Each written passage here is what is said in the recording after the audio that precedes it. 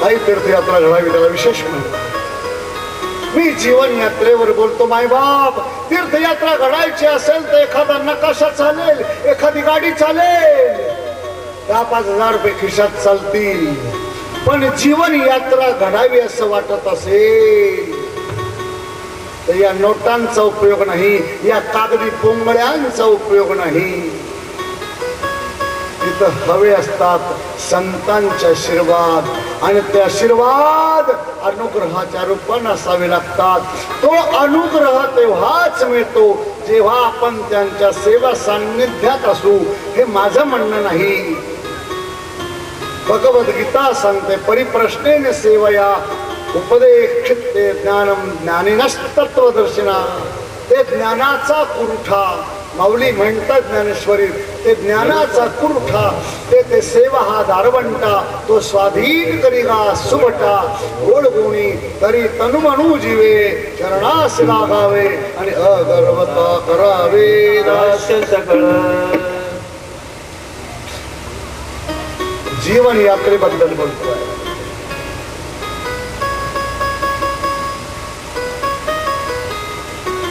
ती जीवन कृतार्थतेची यात्रा. जगणं वेगळं आणि जगण्यातलं जमणं वेगळं. काय बबनराव, झालं का जेवण? झालं बापा, आज काही जमलं नाही. जेवण झालंय पण जमलं नाही.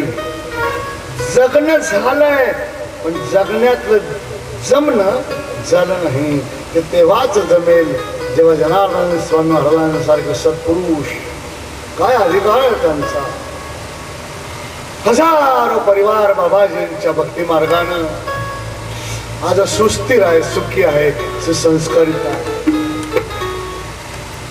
देवघरातच बसलं पाहिजे, आंघोळ करूनच बसलं पाहिजे नाही. कुठे असा हातात खुरपे असतील, हातात विळे असतील, आमच्या शेतकऱ्याच्या माय बाप बहिणी शेतात काम करीत असतील, पण चिंतन देवाचं, चिंतन गुरुदेवाच्या चरित्राचं असतं. साधू सारिखे साधू हिंडती बाजारी, ऐका रुक्मिणी साधू हिंडती बाजारी. जनार्दन स्वामींचा फोटो देवाशे शेजारी, ऐका रुक्मिणी फोटो देवाच्या शेजारी. पहाटेच्या प्रहरी ऐका रुक्मिणी घंटा वाजत मंजूळ. जनार्दन स्वामींना दया दुधाची अंघोळ, ऐका रुक्मिणी दया दुधाची अंघोळ. पहाटेच्या प्रहरी सडा खाली ते मी दाट, ऐका रुक्मिणी सडा खाली ते मी दाट. जनार्दन बाबाची माझ्या दाराहून वाट, ऐका रुक्मिणी माझ्या दाराहून वाट. पहाटेच्या प्रहरी माझ्या ताटामध्ये तीळ, ऐका रुक्मिणी माझ्या ताटामध्ये तीळ. जनार्दन बाबाची झाली प्रवचनाची वेळ, ऐका रुक्मिणी झाली प्रवचनाची वेळ. जनार्दन बाबा तुमचं बोलणं हसून, ऐका रुक्मिणी तुमचं बोलणं हसून. तुमच्या दर्शना बाया नगर पासून, ऐका रुक्मिणी बाया मुंबई पासून. काय गोडवा देवाला हा भाव पाहिजे.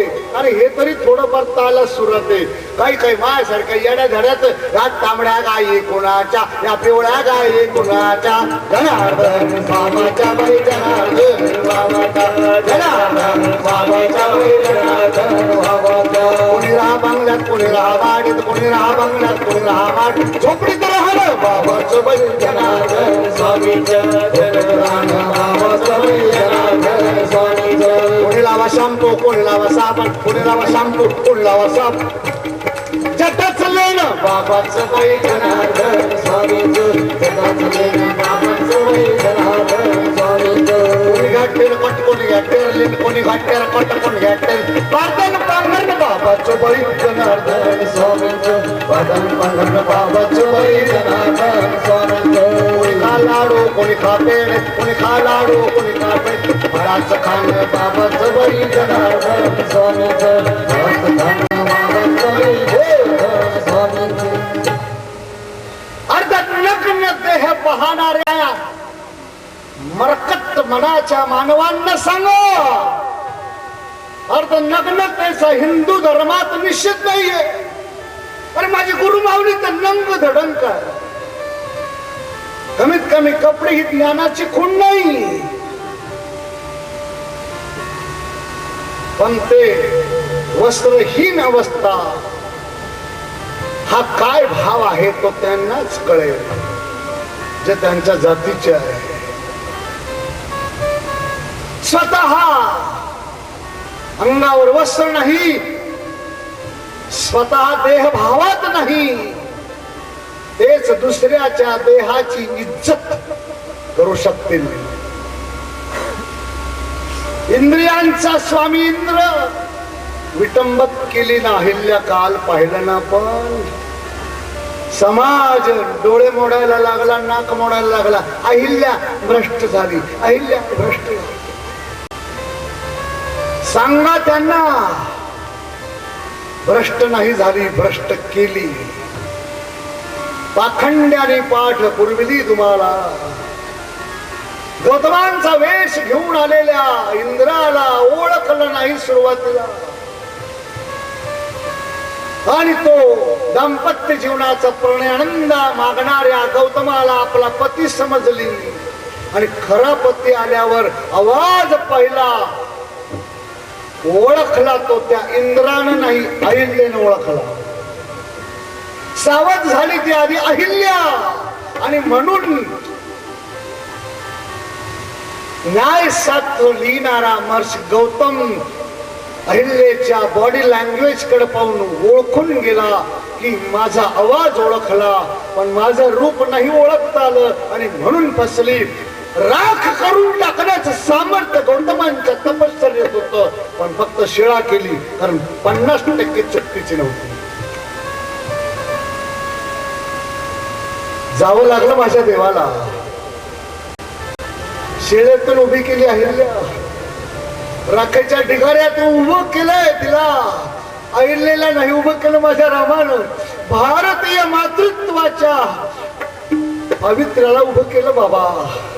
रामानं स्त्री उभी केली, स्त्री नाही उभी केली, भारतीय स्त्रीत्वाचं शालीनता उभी केली.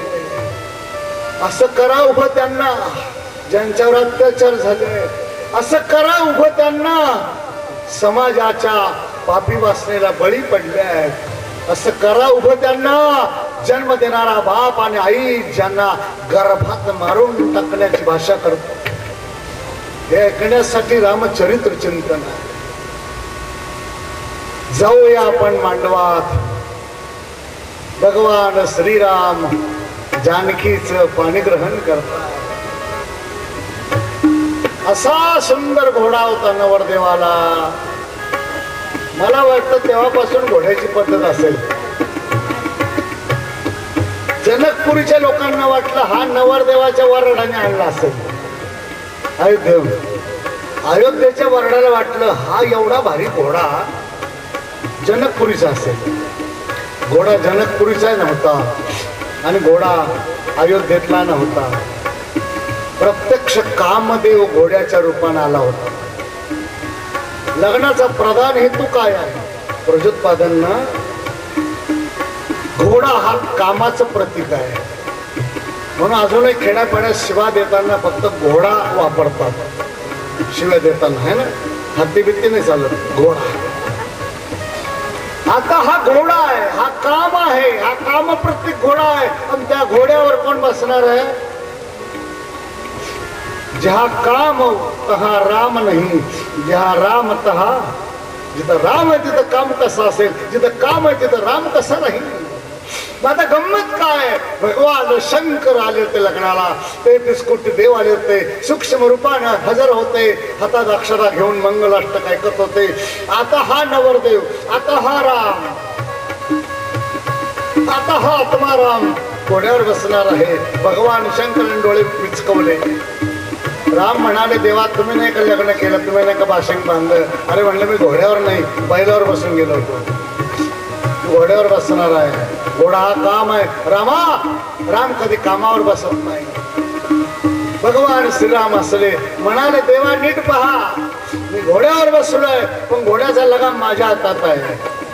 बाकीचे नवरदेव घोड्यावर बसतात पण लगाम दुसऱ्याच्या हातात असतो, बरोबर ना? लग्नामध्ये घोड्यावर बसलेल्या नवरदेवाच्या हातात लगाम नसतो, दुसऱ्याच्या हातात आपल्या घोड्याचा लगाम देऊन कोणत्याही माणसाचा संसार सुखी होऊ शकत नाही. श्रीरामचरित्र चिंतन. हुमायून पहिला दिल्लीला आला, हत्तीवर मिरवणूक काढताना हत्तीवर बसण्यापूर्वी तो म्हणाला, याचा लगाम कुठे? आम्ही उंटावर बसतो, वाळवंट हत्ती घोड्यावर बसतो, लगाम म्हणाल नाही. हत्तीवर बसतो त्याचा लगाम हत्तीवाला बसणाऱ्याकडे नाही, तो दुसऱ्याकडे असतो, अंकुश नाही. ज्याचा लगाम माझ्या हातात नाही त्याच्यावर मी बसणार नाही. लगामाशिवाय बसणं म्हणजे भरकट नाही. या मनोरूपी घोड्याचा लगाम ज्याला स्वतः सांभाळता नाही आला, मनोमार्गे गेला तो तेथेची मुकला. विवाह सोहळा संपन्न होतोय. दशरथ राजाला निमंत्रण गेले, सगळं वऱ्हाड घेऊन आलाय राजा. कन्यादान कार्यक्रम सुरू झालाय. आम्ही मॉडर्न लग्न केलं. मॉडर्न म्हणजे काय केलं? गव्हर्नमेंटचा प्रतिनिधीला बोलवलं, हिच्या काही सया माझ्या काही सया आणि आमचं लग्न लागलं. ते काही बावला बावलीचं लग्न आहे का? अग्नी नारायण पेटवला होता. सूर्याला, ब्राह्मणाला, मित्रांना, माता पित्यांना या सगळ्यांच्या साक्षीनं तो संस्कार, ते पाणीग्रहण, तो लाजा होम, हे सप्तपदी, हे सप्तवचन, तो वंशपात्र, झाल. आम्ही मॉडर्न नाही. झाल झेंडा नाही. जोपर्यंत नवरीच्या माणसांनी नवरदेवाच्या माणसांच्या डोक्यावर झाल दिली नाही तोपर्यंत त्या नवरीला नेण्याचा अधिकार नवरदेवाच्या लोकांना.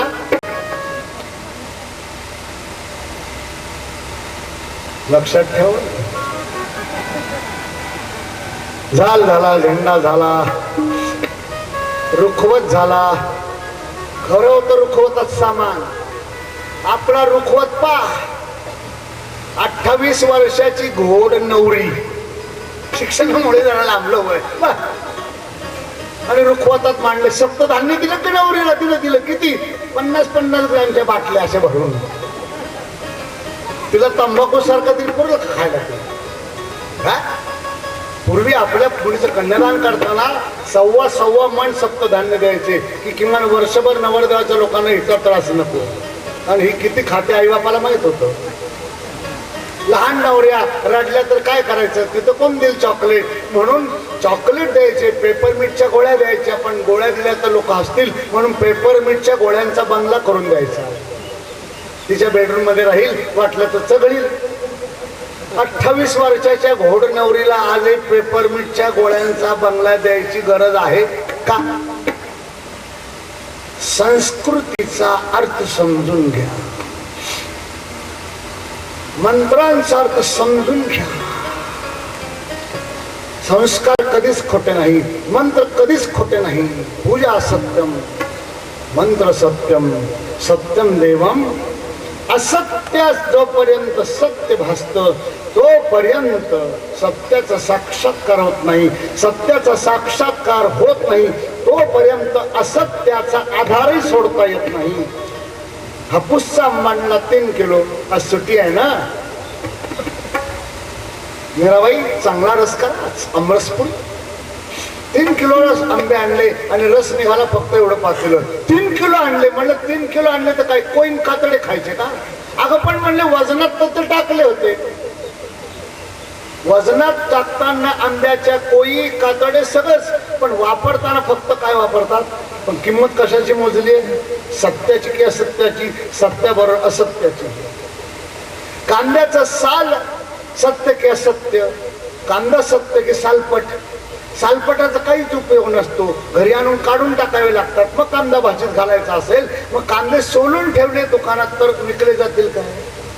कांद्याची किंमत मार्केटमध्ये गेल्यावर सोलून ठेवल्यावर जास्त येईल का बेगडासारखे कांदे साल्टा असलेले जास्त येईल? कांद्याची किंमत साल्टावर ठरते. साल्टाच्या ग्लेजवर ठरते. पण 30 साल्ट वापर करताना काढून टाकायची असतात. सत्याचा यथार्थ साक्षात्कार होत नाही तोपर्यंत सत्य असत्याची सुवर्ण मध्ये समजायचा असतो. तोपर्यंत पूजा सोडू नये, तोपर्यंत मंत्र सोडू नये. जोपर्यंत तुमचं आराध्य तुम्हाला सर्वांतर्यामी दिसत नाही अशी पूजा करा, असे मंत्र करा, असं जप करा, असं व्रत करा की मग दिसायला लागतं. देव विठ्ठल, देवपूजा विठ्ठल, टाळ विठ्ठल, मृदुंग विठ्ठल, सगळं विठ्ठल विठ्ठल, सगळंच विठ्ठल विठ्ठल, सगळंच विठ्ठल विठ्ठल. हा ब्रह्म साक्षात्कार. देव विठ्ठल, देवपूजा विठ्ठल, तीर्थ विठ्ठल, क्षेत्र विठ्ठल, तीर्थ विठ्ठल, क्षेत्र देव विठ्ठल, देवपूजा विठ्ठल, तीर्थ विठ्ठल, क्षेत्र विठ्ठल, तीर्थ विठ्ठल, क्षेत्र विठ्ठल, माता विठ्ठल, माता विठ्ठल, माता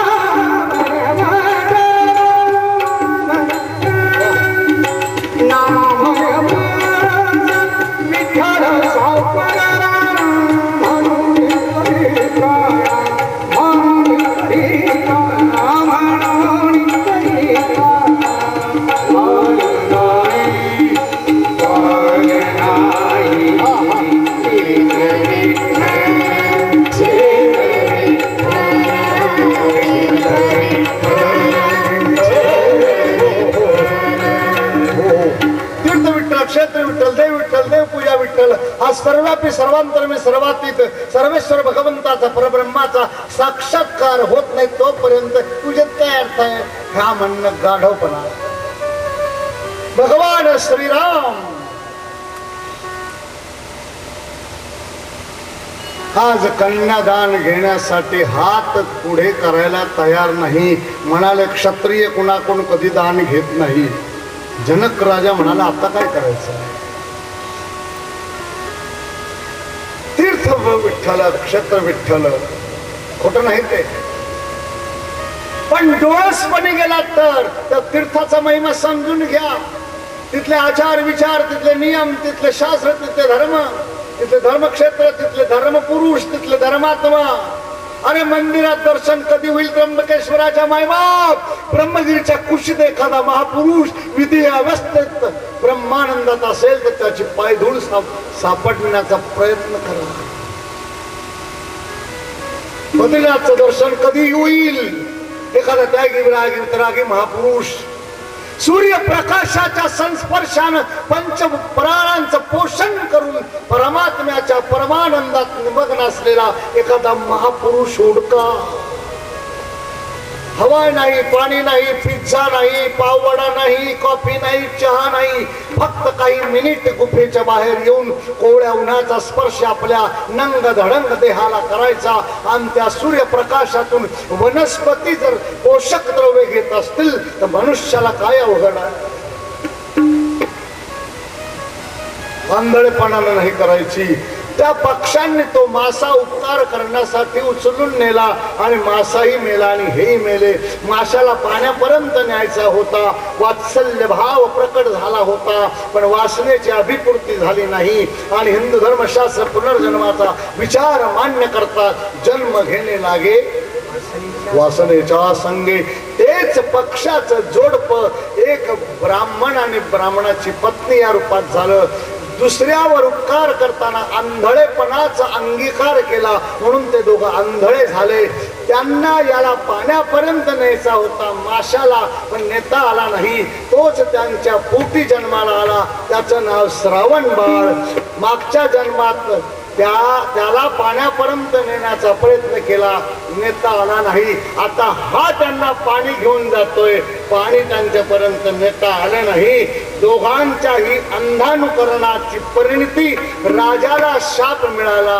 होईना कोणाचं? अजापुत्रं बलिं दद्यात् देवो दुर्बल घातका. अश्वं नैव गजं नैव व्याघ्र नैव च नैव च. मग रुखवत आला रुखवत. आमच्या रुखवतात कोणची? शेजारणीचे दागिने घालून आले ती विहीन कोणची? नखरा डुप्लिकेट. मग सप्तपती मल्हारजा होम आणि मग एक दिवस भगोडी लिला. आपापल्या पद्धतीने संस्कार मजा एन्जॉय करतात. 28 दिवस लग्न चाललं होतं राम सीतेचं. तोही राजा हाय राजा. त्यांना कुठे बोनस घ्यायची वाट पाहायची होती, त्या प्रॉव्हिडंट फंडातून ऍडव्हान्स मंजूर करायचा होता. 28 दिवस. आता माझ्या वडिलांचं लग्न 5व्या मांडवी झालं असं आई सांगत होती. 5 दिवस लग्न. आता सकाळी धामधूम, दुपारी धामधूम, संध्याकाळी सामसूम. भगोडी लीला एक दिवस अशी असते. नवरदेव, त्याचे मित्र, त्याचे भाऊ, नवरी, तिच्या बहिणी आणि मैत्रिणी एका मोठ्या हॉलमध्ये दिवसभर त्यांना एन्जॉय करायला सोडायचं. तिथंच पिझ्झा, तिथंच पाववडा, तिथंच पाणीपुरी, तिथंच उखाणे. हेतू हा परिचय व्हावा.